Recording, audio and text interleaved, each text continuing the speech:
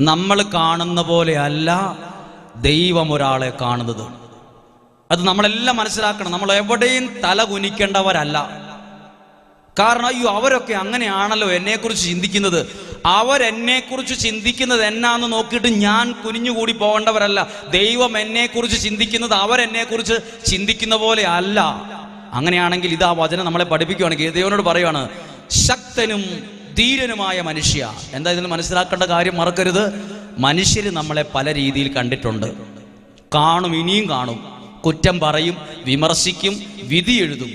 അതുപോലെ അല്ല ദൈവം എന്നെയും നിങ്ങളെയും കാണുന്നത്. ഹല്ലേലൂയ. ഒരു കരം ഉയർത്തി ഉറക്കെന്ന് പറഞ്ഞേ ഹല്ലേലൂയ, ഹല്ലേലൂയ.